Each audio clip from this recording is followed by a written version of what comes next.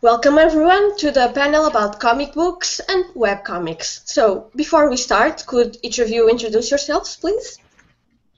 Hi, I'm Mildred Louie. I am the creator of Agents of the Realm, and you can check it out at agentsoftherealm.com. Hi, I'm Tanika Stutz. I am the creator of Love and Sprockets, Deja Brew, and I currently edit Yo Comics.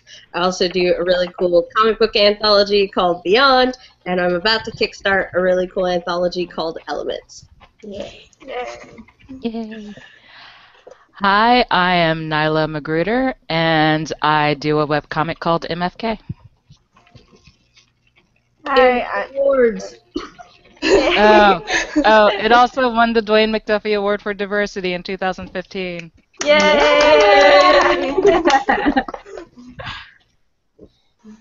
Hi guys, I'm Wendy Shu. I am the current artist on Mooncakes, which my really good friend Suzanne Walker co-writes.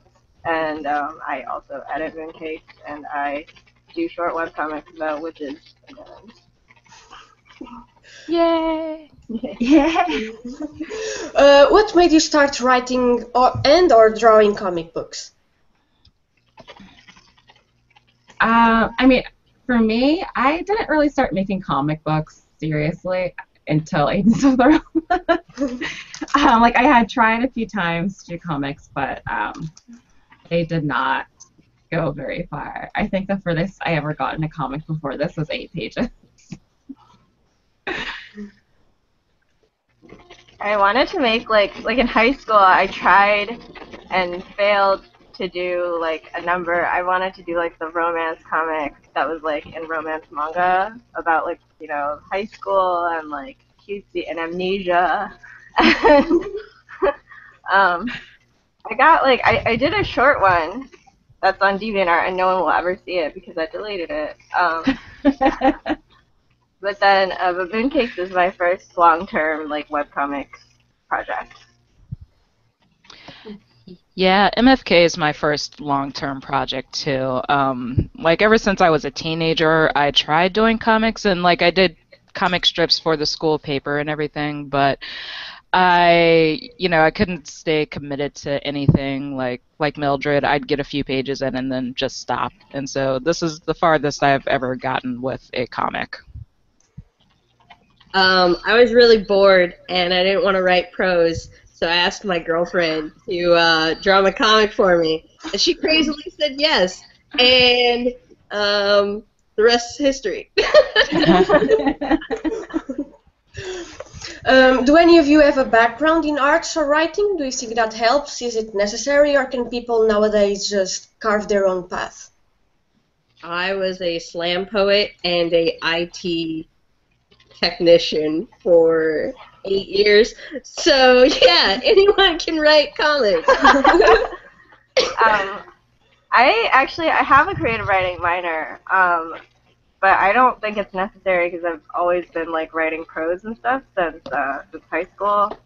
Yeah, and I also like worked a bunch of crappy temp jobs before launching into comics, so you can do it too. Yeah, I do have a background in both art and writing. I'm super old, guys, so I was a journalist, and then I went back to school for animation. So animation's actually my full-time field, but comics is something I started doing because animation's really hard, and you need like a crew to do it if you want to put anything out in a decent amount of time. And comics is easier. You can do it by yourself, and so like. From that angle, no, you don't need a background in art to start doing comics. You just need to have the passion for it. Yeah, I studied animation in college, and I hated it with a passion. But I mean, there are some aspects of it that I did like. I liked the storytelling aspect and stuff, but I didn't really do much serious writing when I was in school. So I don't really have that much of a strong background in writing. But yeah, I do have a background in art. I don't think it's necessary though. I think as long as you want to tell a story, just go ahead and tell it. Just go from there. Yeah, like truthfully, I learned to write through role playing online. Yeah, me too. Tell you guys right now, I still have an IRC account, and it will never go away. Oh my god. Yes. Actually, it's something I've seen a lot. A lot of writers started writing through our RPGs online. A lot of people, really. It's amazing. Yeah. I was on the Gaia forums. It was like serious people only, literate only. Dark Knight Weatherbane comes into a bar and says, Oh my god. "Serve me up another," he says to the bartender. Oh, that's taking me back to AOL chat days. That's where I started. AOL 1995. It was the free bit. It was all like, "Hello, goodbye." Yep. And you collect those discs, just have like a stack of free discs. Oh yeah, because you need the freedom. Because my mother was never going to pay for AOL. Then I would have to check my Sailor Moon RP forums when I was like at school. Oh, yes. I was going to say good old times, but to be fair, I still roleplay, so. Nice. Oh, yeah. I just role play in real life now.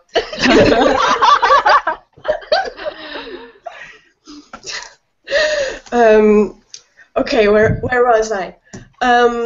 What do you think are the main issues right now in the comics world? And webcomics? Webcomics, comic books?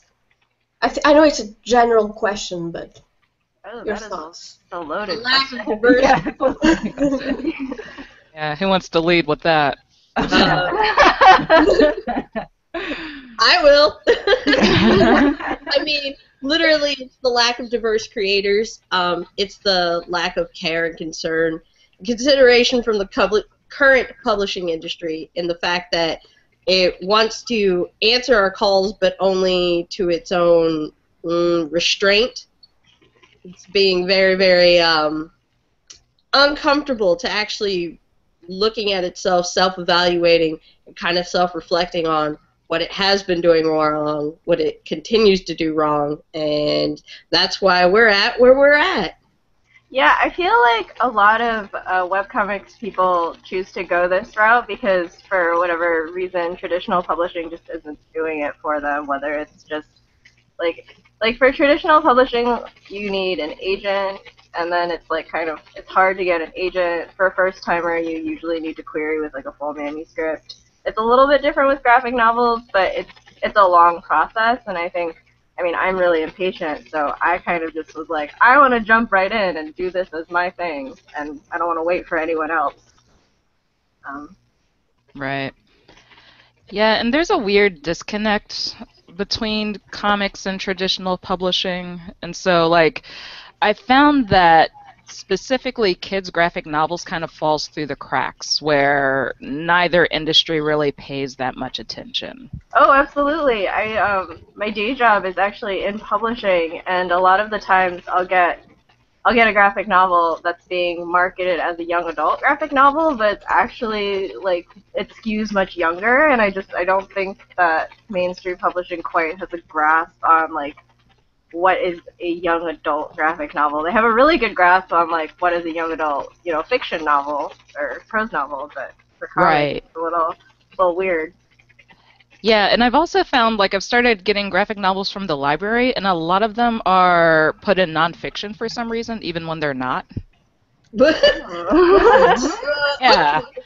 Yeah, it kind of makes them hard to find. I don't know, like, somebody told me that's actually, like, that's been the designation for graphic novels for a long time, and I don't know why. Like, I know, like, a lot of libraries are starting to move, like, their young GNs into their own sections, but there are still some that are put in nonfiction. That's so weird. Yeah, I feel like a lot of why they probably have like a hard time designating actual kids graphic novels is that I feel like we've gotten to this point somehow where we don't think comics are for kids anymore. Like it's like teens and up. Which is weird because like I started reading comics when I could literally start reading, so it's like kids can definitely read comics and they definitely do, and people are definitely making it for them. Yeah. Yeah, and they need them. They really need them. What's really weird, I just got asked to do a panel for a different convention I got invited to, and the name of one of the panels is literally comic books for kids and adults, but what about the teens? And I was like, have you been reading comics in the last Wow. Okay, so I had to send them an email, and I was like, I politely would like to maybe request a change for this. Hey, here's some factoids about current books out for teens that are graphic novels. Maybe you might want to change your opinion on this. Alright. Yeah, that's maybe something that traditional publishing has on comics, is that they're very clear about like age markets, or at least more clear than comics are. Yeah, I mean, I feel like the current market for teen appropriate graphic novels is kind of sad right now. It is. Oh, and if you add diversity to the mix, then it's like extremely sad. Oh, it's extremely yeah.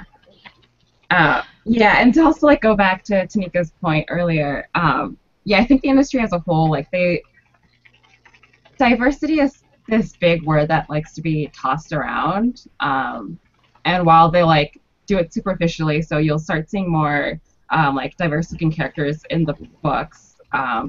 There isn't really as much of an attempt at actually diversifying the people who are actually writing them. So you still come across, or giving the process, or I don't know, being a part of the entire industry. Yeah. So you, like, even though you'll get these books that are labeled as diverse, it's like you'll read the content in them and it's like, oh no. Yeah. You guys still have a way to go. Long road. Yeah. Yes. Oh, that's my cat, if you heard it. I'm sorry, everybody. The con is over. The cat has won. Exactly. I was wondering whose cat would interrupt first. I knew it would be mine. It happened on the previous panel as well, so don't worry. Literally everyone loves cats here, so.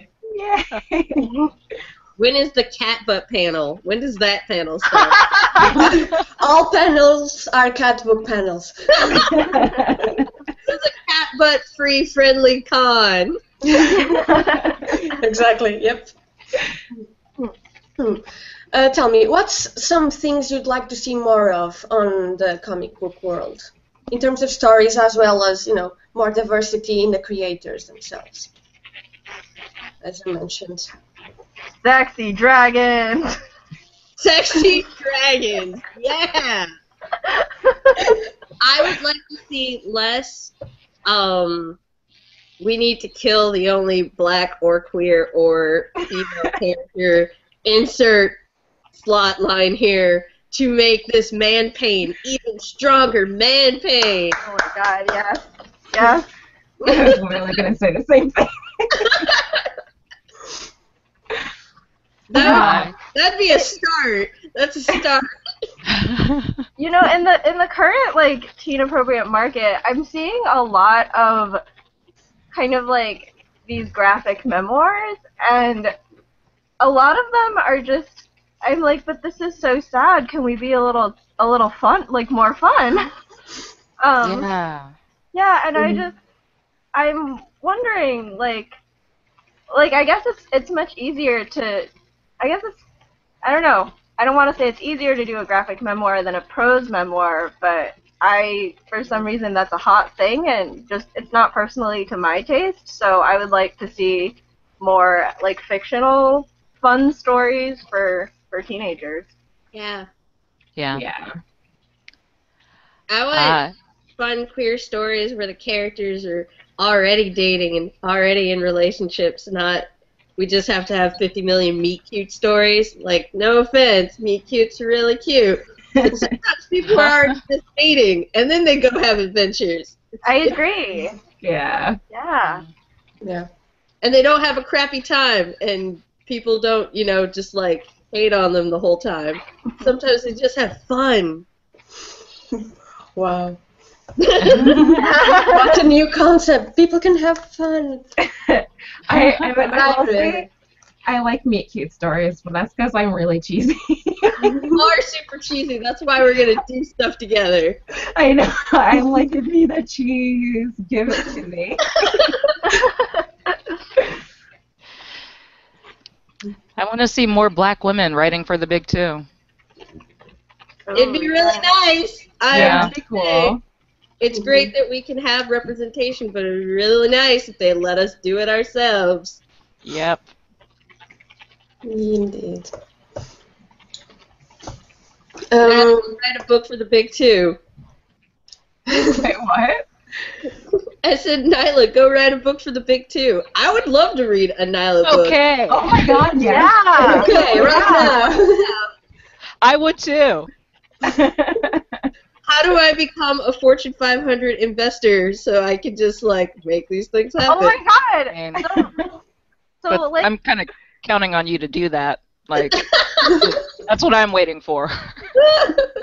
so like in one of my father's attempts to like give me advice, he was like, you should write a business proposal for a small press and submit it to like an investor, and you know there's just a lot of rich people with money lying around and they would be willing to give it to you. And I was like, for publishing? Like where? This would be so great. But like what fancy world is this? I want to go live in it.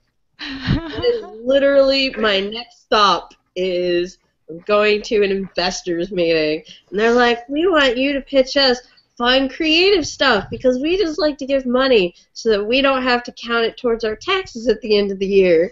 Yes, exactly. Oh my God. Like where is the person? Who do we have to talk to? Exactly. I was like, well, Mr. Moneybags, Mrs. Moneybags, Mixed Moneybags, if you would like to give me your moneybags, I will take all the great ways that moneybags can be handled. We have to get on that.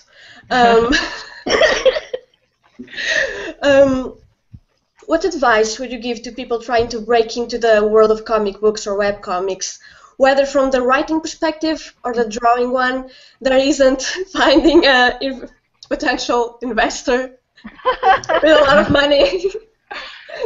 I mean, money does help. Like Yeah. money is a big motivating factor. Yeah.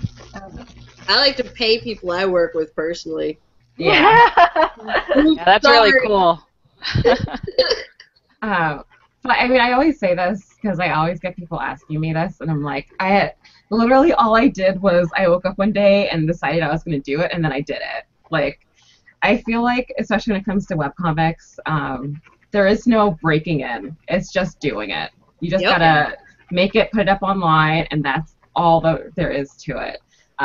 I think people just kind of get caught up because they see these other comics who have like millions of readers, and they think that's like what you have to start off with. But the reality is that everyone started from someplace, and all of these people who have these huge readers, like readerships, it's because they've been doing it for like a decade. It's like they've been in it for the long run. No one starts off with like that many people. Right. Yeah, I would say find an update schedule that works for you because I have a day job and I have like other freelance projects that I'm juggling, but like I was like I can totally draw and put up like 8 pages a month, and it was like after 3 months I was like I can't do this, so I had to scale it back to twice a month, and that's like a much more feasible schedule. But I would say that like people have been very understanding about that because I was afraid. I was afraid we were gonna lose like readers or patrons or whatever, but no, they've been really cool with that. So. Yeah, the one thing I think I would suggest is start small. Like if you've never done comics before, don't like lead in with your magnum opus. Just, try short comics at first. Like I think for me, like what discourages me most is, if a project just seems insurmountable, if it just seems like too big. And so if you break your project down into small chunks, it's a lot easier to digest. So just start small and take your time. If you do want to do that magnum opus, though, build a buffer. Build a really huge buffer. Oh my god, yes. Buffer. In fact, finish the whole darn thing if you can, and Yes. then start posting it online, and then don't worry about going to conventions and having a posting schedule and everything else. Just build a very lovely buffer, because you're gonna kiss it goodbye at some point, and it doesn't matter what you do or how well you try to prepare. That buffer gonna be gone. So enjoy it while you have it. It's a nice freedom. Mine was gone. Mine was gone in like a month, and I was like, "Oh crap!" I I I, like, fast. I still have a buffer somehow. Somehow I haven't burned it out yet. I literally only started getting a buffer a month ago. So, like, one thing I do recommend also is, like, if your story is broken up into chapters, give yourself a break. I gave myself like 4 weeks between my last chapter and the current one, and that's how I built my buffer. Before, like, I couldn't, because I would give myself like a week off, and so it was basically impossible to build something.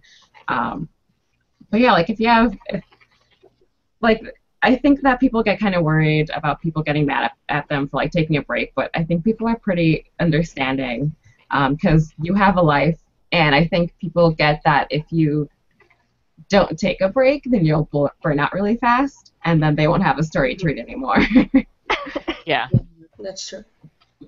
Yeah, like, definitely, don't feel bad about taking a break, but if you're working full time, or you've got a hectic schedule, like, a lot of the question I get frequently is, how do you manage your time? And, like, there's really no trick to it. Like, basically, there are going to be days when you are tired and you don't want to do anything, and if you want to stay on schedule, you just have to work through that and do it. Like, definitely don't make yourself sick over it, but, like, for me, what worked was just knowing my schedule, and knowing, every night when I come home from work, I need to put in, like, at least a couple hours into my comic, and building that into a routine. And, like, the more you do it, the more comfortable you get with it. Like, it becomes part of your schedule, so, your mind and your body kind of know, okay, this is what we're doing. But it's, especially when you're starting, it's kind of working through that pain of, oh, I have this extra project that I have to do when all I want to do is watch TV or play video games. Yeah, don't wait for that moment of inspiration. That doesn't exist. It's a lie. It's all a lie. We get stuff done because we draw even when we don't want to. Yeah. But also, like, definitely, give yourself a break. I try not to work too much on the weekend, because the weekend is, like, my time to see my friends, like, my time to do other stuff that I want. And that's, like, really important to keeping me on task and refreshed during the week. Mm-hmm. I take breaks when I want to take breaks. I'm like, oh, is this the deadline? I'm going to go get a pedicure. Bye, guys. See you guys. Only slightly. No, I think that you as a person is way more important than you as a creator, you as a artist, whatever. If you're feeling pain, you really need to back off. You really need to put you up here and your comic kind of down here. Because regardless of fans and all the other kind of things, the caveats that come with making a comic, you really need to take care of yourself, because you're the only you that exists. As soon as my girlfriend was feeling like wrist pain or whatever, because she works in comics professionally, it's time to get a wrist brace. It's time for you to stop doing so many things that might put pressure on it. It's time for you to really focus on you, because there's going to be more of you after comics. This might not be your end game. This might not be what you're meant to do completely for the rest of your life. So why don't we just let that go? Yeah, I mean, the thing is, it's not who can, draw the fastest or become the most famous the fastest. It's who can stay in the game the longest. This is a long haul game. Like, Yeah, there was that great quote by, was it a manga artist or someone that worked in animation, but, they were talking about, like, all of their friends who came up in the industry with them and just worked and worked and worked all the time, and now they're all dead and he's still here. Oh my god. Right? Yeah, That's so sad. Like, yeah, It's like true, though. Yeah. yeah, you have to. It's easy to get caught up in, just churning out pages and meeting deadlines and everything. You really have to take care of your body too. Yeah. And it's hard, especially like when we're all poor and health insurance is like a legitimate issue. Sometimes you can't always, treat your ailments in a timely manner, but this is why breaks are important. Yes. Couldn't agree more. I have a question here that ties in with what I've asked from a viewer. Emma O'Brien asks, what tips do you have for someone starting their first webcomic? I know you've spoken a little about this, but what about platforms? There are so many places you could start. Which do you think, not the best, but which do you like the most? Tumblr is free. Like, Yeah. Tumblr, yeah. yeah, The Tumblr. WordPress. there's a webcomic theme for it. There's WordPress, there's Tapastic, there's SmackJeeves, there's, like, I'm really gonna, like, run out of fingers here. There's a lot of free resources, pretty much, for putting together a webcomic, like having the base for your website. So check those out. Yeah. Definitely, the Tumblr webcomic theme is very like customizable. Yeah. I love it. Yeah, it's been really great. Yeah, I use Comic Press. I like it. It works. It's fine. I know a lot of people use WordPress, and like I fiddled with it on the back end, and you can customize it really well too. And I think they actually have like a comic plugin that they've actually made because so many people have used it or like are using it for webcomics. So that's always one of those things that I toss out there for people. And also make sure you have an actual URL for your webcomic so people know how to easily find it. Yes, Don't even just like give like a long like stream of characters for people to go to. Just like get that domain name and get it up there for your comic. yeah, and even if you don't want web hosting, just buy the domain name and have it Yeah. forward to your Tumblr or wherever. Yep, there's very cheap hosting with sites like DreamHost, which I don't recommend. There is Bluehost, though. DreamHost has actually gotten a lot better. Like I can't ever. I can't. But Bluehost is really cool, and I think they're technically probably owned by DreamHost. Very quietly. How many people they pissed off. But I still mention them because they do have cheap domain names, and they do actually have a customer service person now that's not a robot that treats you like crap. So a real person crap instead. But DreamHost, Bluehost, 1-in-1. There's lots of really great. Don't do GoDaddy. GoDaddy sucks. Oh, I use GoDaddy. Wow. Mildred, get it together. Poor Kate, Mildred. Just kidding. Oh, and have an actual Gmail address. I'll tell you right now, I laugh at a lot of people who still use Hotmail and Yahoo. Just gonna say that. Just have a Gmail address. It makes me think that you live in this current century. Okay. Also, the website itself. Number 1, have an about page that actually has information on it about your comic. Yes. Yes. Yes. Yeah. And make it Number. copy Go it. ahead.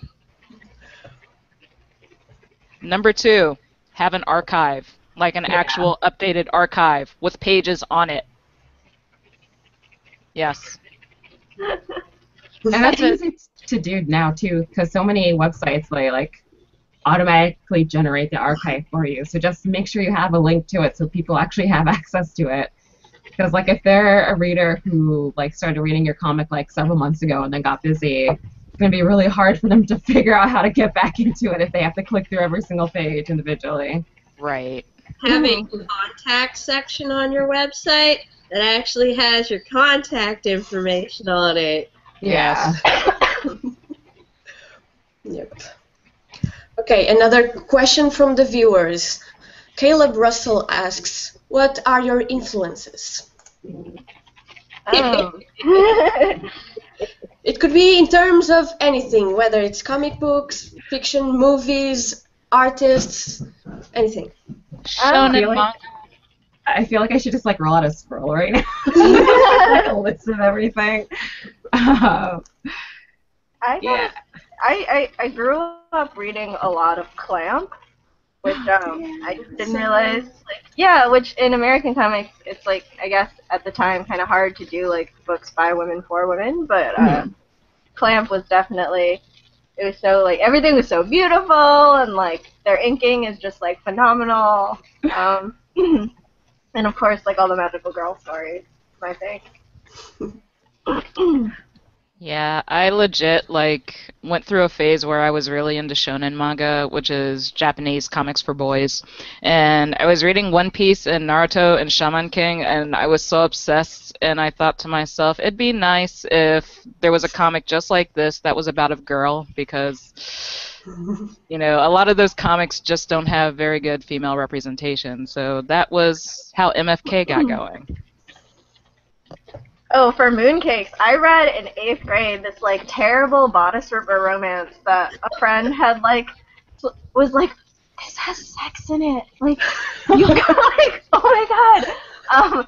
It was about a witch and a werewolf, but they were like in the, I think it was in like the Georgia Bayou, and the witch was like a botanist, and the werewolf was this like hunky forest ranger,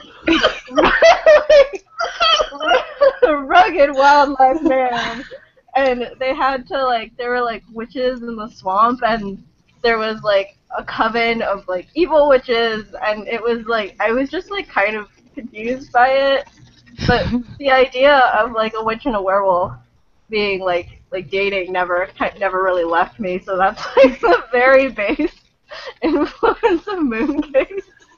That's awesome. That's amazing. I love your source material. I feel like I have a lot of different sources of inspiration. Like with Agents, it's obvious, like Sailor Moon, Imagining Wraith, and Cardcaptor Sakura, and all that stuff. But another big influence is that old 90s Disney cartoon Gargoyles. Which isn't, I feel like it's probably not intensely obvious unless you're as obsessed with that show as I am, and then the influence will be very, very clear in the comic.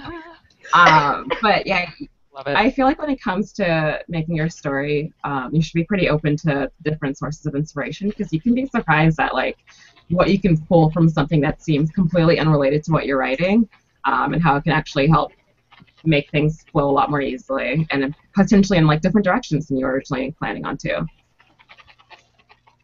I was a nerdy, quiet kid who liked to play Secret of Mana on her Super Nintendo and rock out to reading Goosebumps, because what up, R.L. Stein? And I read anything and everything that was available that my mom would buy me from the comic section when I was a kid, including the crappiest comic of my life, Mike Danger. Detective Mike Danger. It was the worst thing I'd ever read, but I bought it weekly because it was the only other thing I could buy other than Mad Magazine and Casper the Ghost. So, between that, X-Men, which I still have my special collector's edition baseball episode that they came out with. Oh my god. It was a various tantamount of crap. It was a lot of crap. I read a lot of crap as a kid. And I was like, wow, this sure is a lot of crap. Maybe I could add to this crap. I mean, if you're just pulling ideas out of your butt, I lie to my mom all the time to get what I want. So, what ended up happening was I really enjoyed creative writing, and there was a creative writing program in my high school, actually, that made us go work with an author or a writer or a DJ or a sound producer all day for one day, and I got a really cool novelist that I got to hang out with who was crazy as all hell and believed that bats were going to attack her in her sleep, but she also wrote some really cool gothic horror fiction, and at that point I kind of realized, hey, maybe I could do this too. Oh, that's so awesome. my And that's how God. comics get made.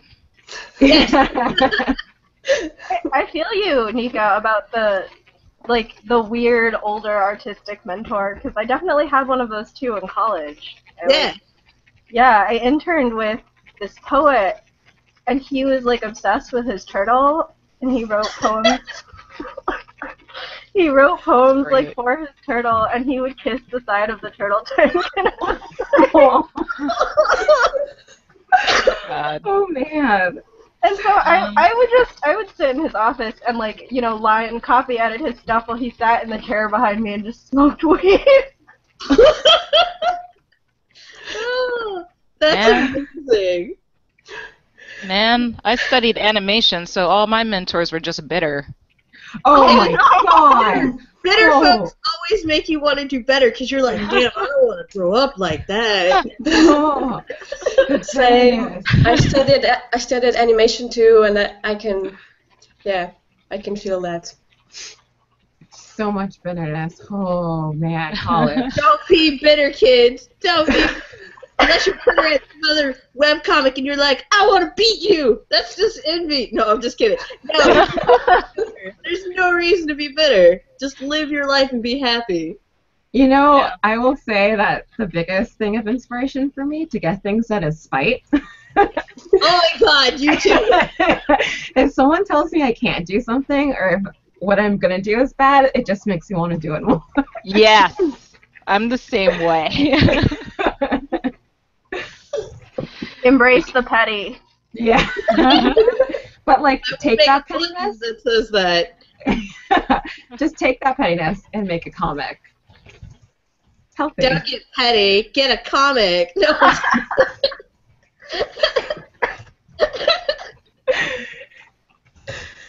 Okay, are there any particular projects you want to give a shout out to?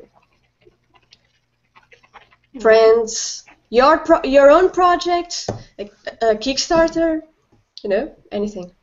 I'm doing a Kickstarter July 1st. It's Elements, an anthology of creators of color. So be sure to back it. Otherwise, I'll call you out on Twitter. No, I'm just kidding. Be sure to check it out. See if it's something you're interested in. It's all ages, speculative fiction. It's Pantone 185U. It's a spot color book, so it's really, really pretty. I'm really looking forward to it. I know everybody on this panel is part of this project in some way, shape, or form. I am crazy, and I don't like to stop working, ever. And then other than that, please check out, let's see, God, I'll come back to me because I have so many comics I want to name. Shout out to Joe McGill for doing Power and Magic, the queer Witches of Color anthology. Yeah. Yeah. And it's started soon. Super excited for that. I feel like there's another Kickstarter that's supposed to be starting soon, and I can't remember what it is now. It's mine. Oh, no, I said another.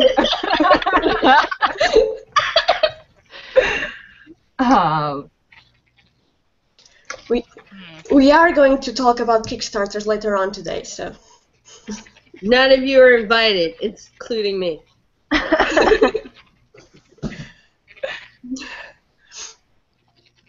Okay. I'd like to give a shout out to Dershing Helmer because they're an amazing creator. I love the Meek. I love Marindrum. I'd also like to give a shout out to Spike Trotman. If you want to get your porn on, go buy Yes Roya. And I'd love to give a shout out to Madeline Flores because she is a complete shining light in my life who always inspires me to create more. She is the creator of Help Us Great Warrior, but she currently has a new book I think she's working on right now that should be solicited really soon. And you can check them out on Twitter. Yay.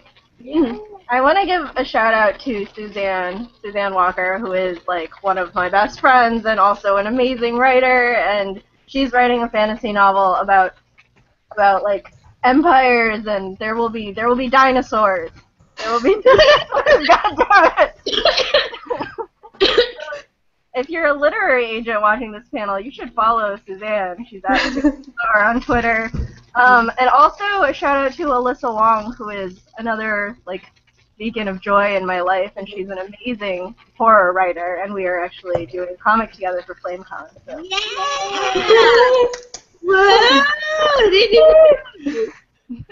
I'd love to give a shout out to my good friend Vanessa Stefaniak. She has been this incredibly unreal supportive force. I actually went to school with her. She does a webcomic called Radio Silence. It is a lot of fun. It's about this UK rock band on the road and trying to make it big, and it's just a delight. Okay, I guess I'm gonna shout out some webcomics I like. First is Poltergeist by Lorianne Wee. Right here. And like you can buy the first volume in graphic novel form, but the second volume is updating online right now. It's really fun. It's about this girl who moves into a house in her freshman year of college that's haunted by all these cute boys, and she has to help them move on to the afterworld. Also, Until the Last Dog Dies by Kez, which is about a werewolf fighting ring. Oh my god! Yeah, it's trippy. And also Witchy by Ariel, which is Yes. Yes.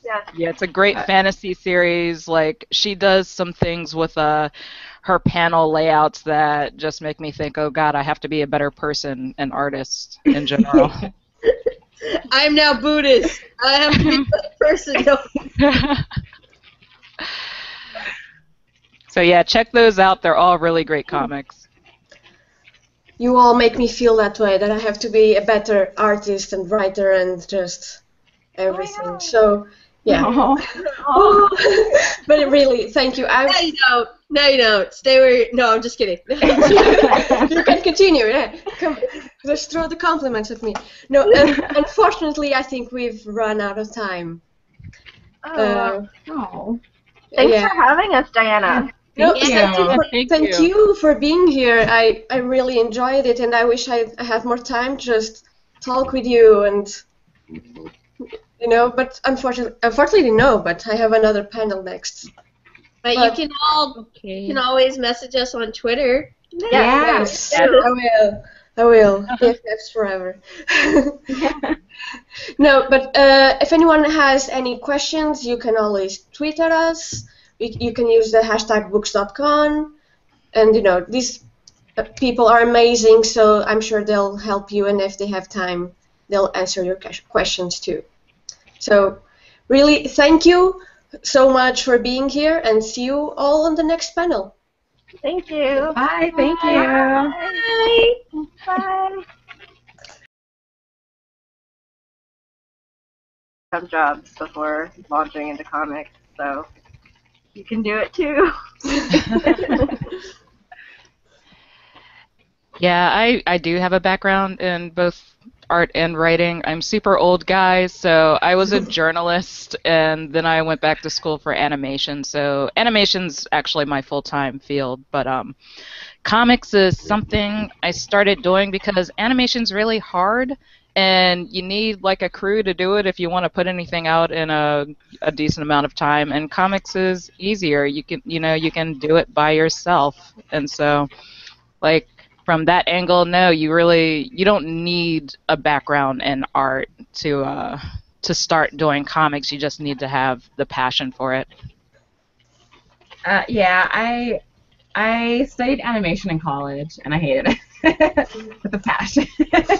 But I mean, there are some aspects of it that I did like. I liked the storytelling aspect and stuff, but I didn't really do much serious writing when I was in school. So I don't really have that much of a strong background in writing. Like ever since I was a teenager, I tried doing comics, and like I did comic strips for the school paper and everything, but I couldn't stay committed to anything like Mildred. I'd get a few pages in and then just stop. And so this is the farthest I've ever gotten with a comic. I was really bored, and I didn't want to write prose, so I asked my girlfriend to draw my comic for me, and she crazily said yes. And The rest is history. Do any of you have a background in arts or writing? Do you think that helps? Is it necessary, or can people nowadays just carve their own path? I was a slam poet and a IT technician for 8 years, so yeah, anyone can write comics. I have a creative writing minor, but I don't think it's necessary because I've always been like writing prose and stuff since high school. Yeah, and I also like worked a bunch of crappy times. But yeah, I do have a background in art. I don't think it's necessary though. I think as long as you want to tell a story, just go ahead and tell it. Just go from there. Yeah, like truthfully, I learned to write through role-playing online. Yeah, I'll tell you guys right now, I still have an IRC account, and it will never go away. Oh my god. Actually, it's something I've seen a lot. A lot of writers started writing through our RPGs online. A lot of people, really. It's amazing. Yeah. I was on the Gaia forums. It was like serious people only, you know, literate only. Dark Knight Weatherbane comes into a bar and says, "Oh my God, serve me up another," he says to the bartender. Oh, that's taking me back to AOL chat days. That's where I started. AOL 1995. It was the free bit. It was all like, "Hello, goodbye." Yep, and you collect those discs. Just have like a. Welcome everyone to the panel about comic books and webcomics. So, before we start, could each of you introduce yourselves, please? Hi, I'm Mildred Louie. I am the creator of Agents of the Realm, and you can check it out at agentsoftherealm.com. Hi, I'm Tanika Stutz. I am the creator of Love and Sprockets, Deja Brew, and I currently edit Yo Comics. I also do a really cool comic book anthology called Beyond, and I'm about to kickstart a really cool anthology called Elements. Yay. Yay. Hi, I am Nyla Magruder, and I do a webcomic called MFK. Hi, Awards. Oh, it also won the Dwayne McDuffie Award for Diversity in 2015. Yay!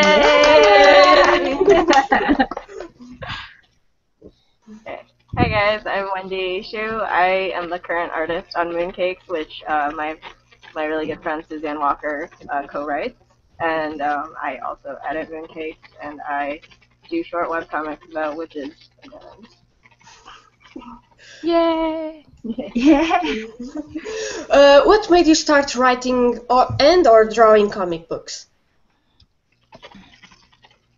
I mean, for me, I didn't really start making comic books seriously until Agents of the Realm. Like, I had tried a few times to do comics, but they did not go very far. I think the furthest I ever got in a comic before this was 8 pages. I wanted to make like in high school I tried and failed to do like a number. I wanted to do like the romance comic that was like in romance manga about like, you know, high school and like cutesy and amnesia. And I got like I did a short one that's on DeviantArt and no one will ever see it because I deleted it. But then Mooncakes is my first long-term like webcomics project. Yeah, MFK is my first long-term project too.